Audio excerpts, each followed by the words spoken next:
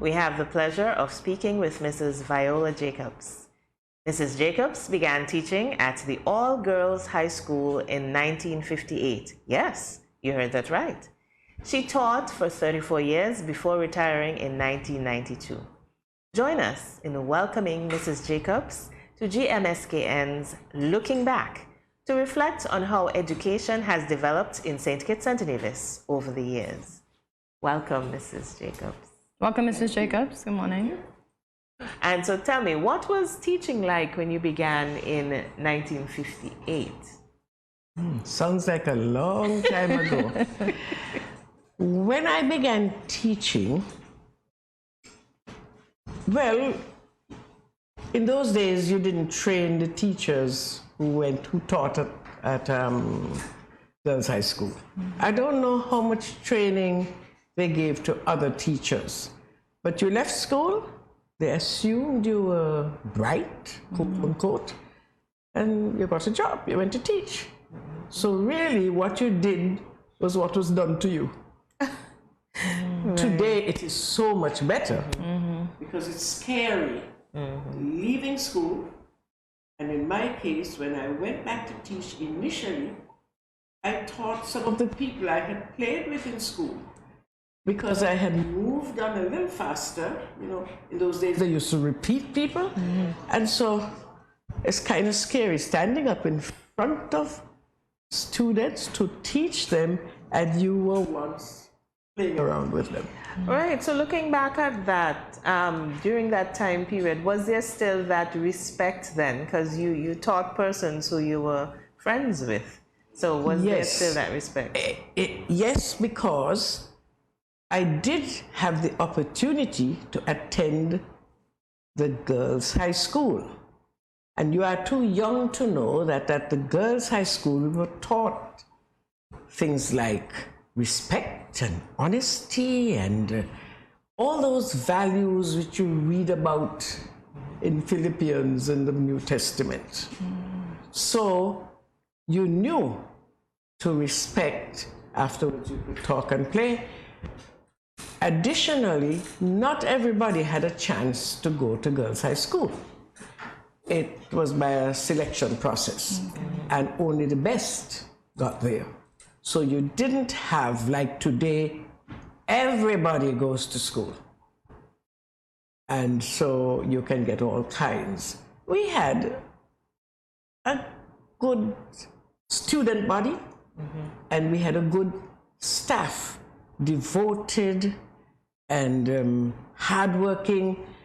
And it was, remember, the school was only 109, I think it is. That was the maximum I think it got to before it. So it was a small school with cooperation from the head, and the students were generally well behaved. So, Ms. Jacobs, what was the selection process like back then to get into grammar school? Well, let me just clear that grammar school was a school for boys. Okay. Oh, girls' high school, girls' sorry. high school. Okay. Because education for boys was considered so important that way back in 1862, I think, they started a grammar school. Okay. On the other hand, the girls' high school didn't start until 1929 because people, as you know, weren't too interested in educating girls. If you had two children, one was a boy, one was a girl, and you didn't have much money, you would educate the boy. Okay. Because, so I went to the girls' high, and my stint at the grammar school was in 1949, which this is a step fast forward. In 1949, they started a sixth form. Okay. You now see that as ordinary, but it wasn't ordinary then. And they didn't, I think, have enough money to pay teachers and so on, so you would have a sixth form girls and a sixth form boys. Okay. So they joined the girls to the boys. So back then in the sixth form, we had co-education. And I went to the grammar school as well. So I went to girls' high school, and I went on to the sixth form in the, well, even then, that was selection, before I come to the lower part of selection. We used to do something called school certificate. That equates now to O levels. And you had, this was a Cambridge exam from England. Okay. Back in those days, it was English education. Yes, indeed. And there were, the certificates range from grade 1 to 3. Now, to go to the sixth form, you either had to have grade 1 or grade 2.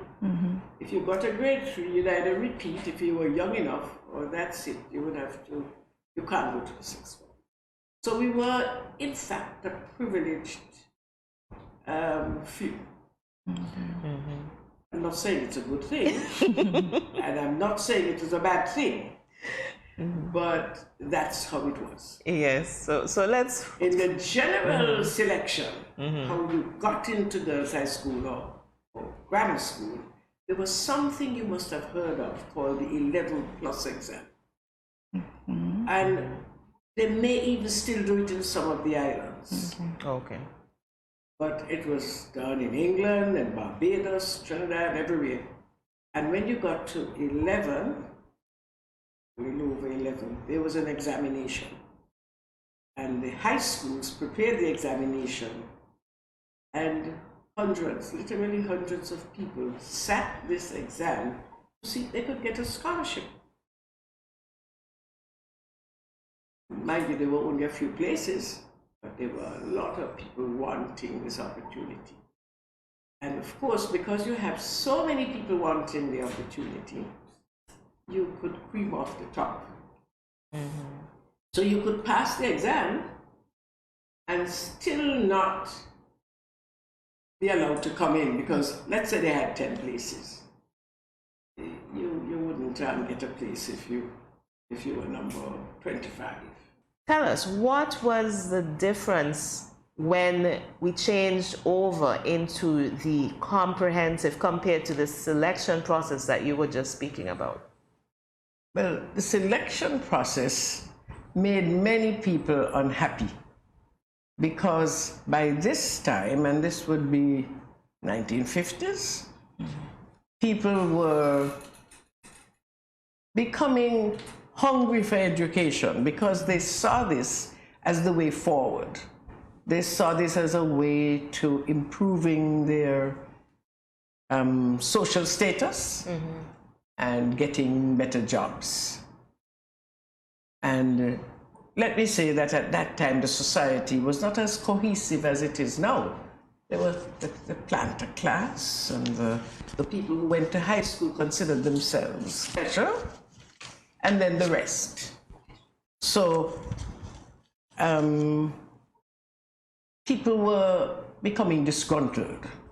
What is more, all the Caribbean territories, and St. Kitts included, were trying to move forward from colonialism towards independence. That was a journey. And so education, as you will realize, is pivotal in the development of a country.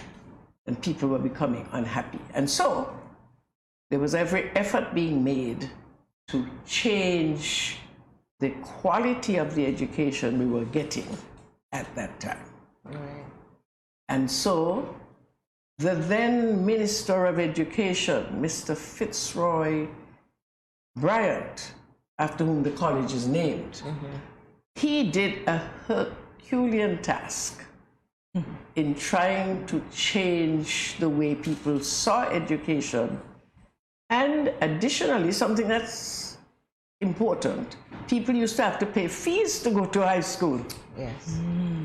And he thought that for better social justice and for greater development, people should be able to get good education, secondary education, without having to pay for it. Right. And if I recall, having worked in my previous job, employment, I did some research where I understand that Charles E. Mills, whom the secondary school in Sandy Point is named after, was also instrumental in nudging Fitzroy Bryant in order to go into that direction. Yes, I think the politicians of the time, because comprehensive education really got started around 1966, I think, with the opening of the Sandy Point High School.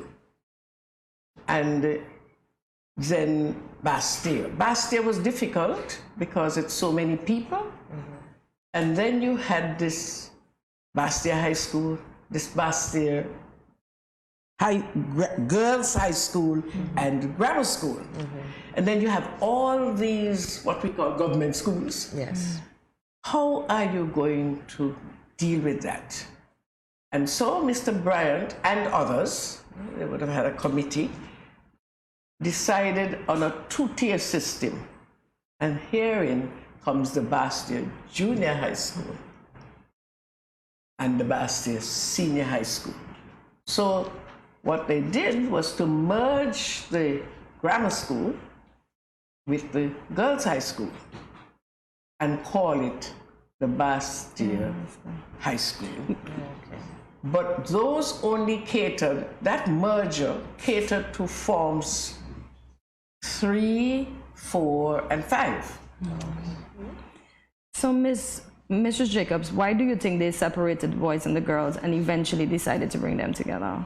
Well, the separation in the beginning that I told you, education was for boys. Oh, not for girls. Okay. And then so many years after, they brought an English teacher, Miss Pickard, who did a lot for us. I know the name. And she was the one they brought as a missionary to start a school for girls. And you see, so I think in the beginning, this was the efforts of the planters and the English folk to do that. Not that they wanted to keep you apart, but this is how the system evolved. Okay. So from your point of view, what was the difference between selective secondary education compared to comprehensive secondary?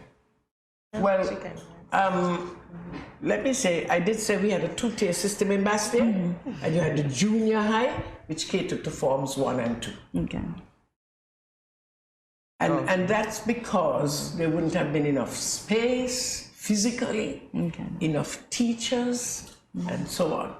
And so they had to have something kind of different in Bastille. Okay. Maybe you can also tell us a bit about the Bastille Junior High School. Well, that comprised forms 1 and 2. Right. Okay. And did you have a stint there teaching? Well, yes, not in the early stages. Of course, as I said, I had a girls' high school background. I went off to university and studied. And when I came back, I was back at the girls' high school, where I preferred to be. And over the years, there have been all sorts of little changes, because education is like a living organism. It changes according to the situation, changes over the years, it changes according to the times. It's still changing, yes. Thank goodness. It's still changing.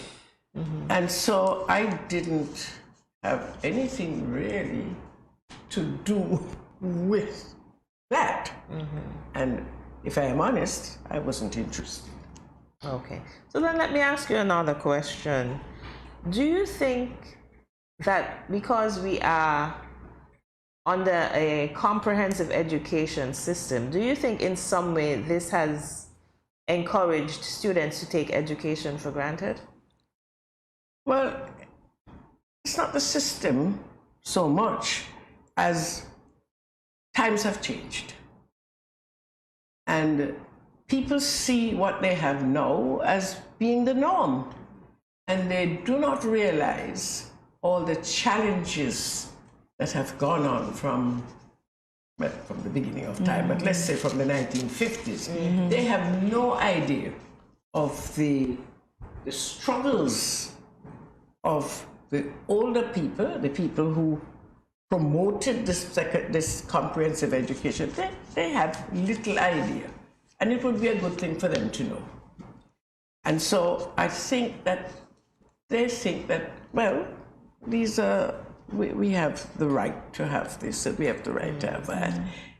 They don't realize that many people fought and literally there was a fight, in inverted commas, because when comprehensive education started, some parents didn't agree with it. They wanted their children to go to girls' high school and grammar school and mix with these ordinary folk who just come, as you say, common parlance, you wash your foot and come. Yes. No. And I can think of one or two parents who took their children from their high school and sent them abroad because they would not want their children to mix. I can also think of some teachers who were quite au fait with this idea. But we were working and we had to do the job. And we were coached. We had meetings until I was tired of meetings, telling us about what it involved and why it was and so on. And so it did work. But today, the opportunities are available, and I really hope that people would not just take it for granted, but embrace the change. It keeps changing, and with the new technology and thanks to COVID, some new... well, I don't smile because COVID has given us some positive changes. All right. So, Mrs. Jacobs, let us see if you can recall any of these persons in these photos. You want to... we'll bring it up shortly. You want to tell everybody how old I am. So, well, from the point of view that the memory of some students, I do know them, I faces and so on, but I can't always put faces to names. That's fine. Do your best. Okay, so we'll have here the level class. O level. Oh, yes, thank you, Cortensia. O-level class of 1967 to 1968. And it's a bit far away from you, Mrs. Jacobs. And black and white, no? I suppose that's what the technology afforded at that time and time. But do you remember any of your students from that O-level class, Mrs. Jacobs? No. Well, I shouldn't say no. Okay. But I find it difficult to... And I see some names under there, but I can't even read them. There's Carmen P. Phipps. There's Barbara P. Prokop. There is Bernard E. Rollins. I knew Barbara Prokop, but I would know most of them. Certainly they would know me, but and they look so different. Yes, as we age, yes, the younger years. Different. And the hairstyles are different and all that. Everything has changed. So do you recall any notable persons who you would have taught? Oh, yeah, lots. Okay. But then just one or two. When I returned from university and taught at girls' high school, I had, after a while, to go over to the grammar school, and the schools were nearby, to teach Latin to the sixth form. Because Latin, not everybody does Latin. I usually say those of us who did it were privileged to be exposed to the classics. And not everybody can digest the classics. Yes. But anyway, there was Latin in the sixth form, and they needed a teacher. Well, they had mainly male staff, but they invited me to do it. They didn't invite me, they sent me to work. Yes. Go do the Latin over there. In that class, well, more than one class, several sixth form classes, but I did have the privilege of teaching people like Sir Tapley and like Emile Ferdinand, Charles Wilkin, QC. Nice. Those Henry Stickumber Brown, all those were, and see, they wouldn't give any trouble, That was my next question, were they well behaved? Oh, they wouldn't give any trouble. Those were grammar school boys, well brought up, and we were doing Latin. And I must, it sounds a bit snobbish, but only the best get to doing Latin at that level. Okay. Tell us something in Latin. Well, what should I tell you? Be well behaved. I don't even know what to tell you, because everything around you is Latin, though you don't know it. The mottos and the Yes, schools principia non homines. Yeah. Yes. I mean, only recently I I translated a certificate from the States that had the certificate. First I graduated, and it was all in Latin. And a lawyer paid me to translate it for her. Nice. So how would you say hi, hello in Latin? I don't know. Salut. Salut? Salut. Salut, okay. Salve, something like that. Okay. And remember, it wasn't a spoken language. Okay. Okay, it was a a dead professional, language. yes. By the time I was, well, you know, the Catholics used to use it a long time ago and so on. Dead language, but I could write it and I can translate it. Okay. You know, even now, you know.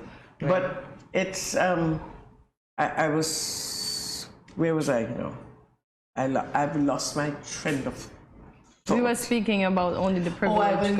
You were telling me about, you were asking me about some of the people I've taught. And Yes, I told you and those it I was- taught Latin. Yes. But I also taught some people at Bastia High, because I remember I taught in the old system, transition to the new.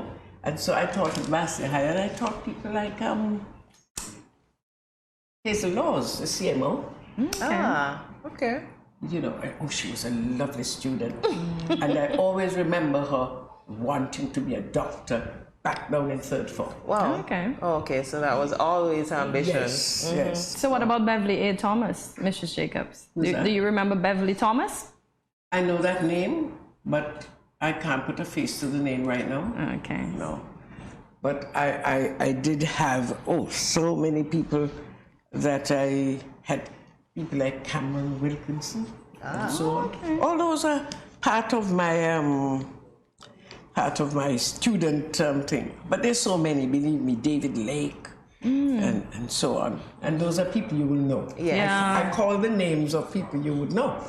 But there are so many that I have either taught, actually, like in Hazel's case, and in some I interacted with, because many of my years were in administration. I was head of school. I was head, although I said I wasn't anxious to go to Bastia Junior High School, I was its principal for 9 years. There you go.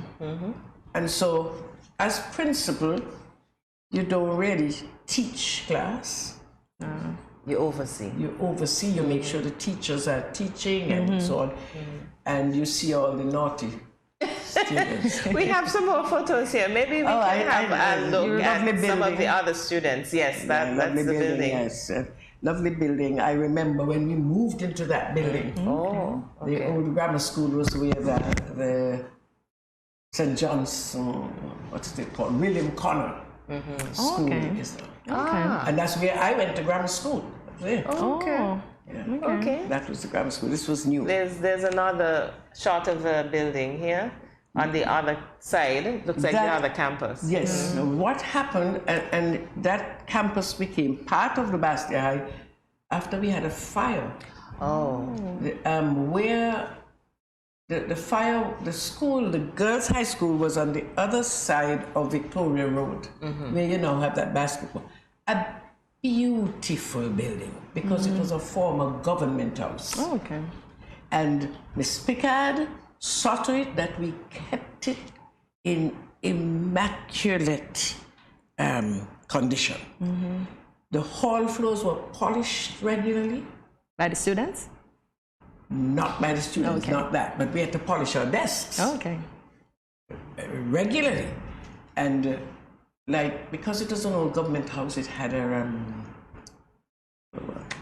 lovely lighting and what do you call the thing in the Chandelier? Chandelier and so on. I mean, and then some of the class names had to do with being old government house. You know, the council chamber. That They were named. We call them that because that used to be the old government house. So if you were in third form, fourth form was in the council chamber. You know, and you had where the horses' stables were. That was converted into a classroom, so you know horses' stables, and so on. And it was very interesting.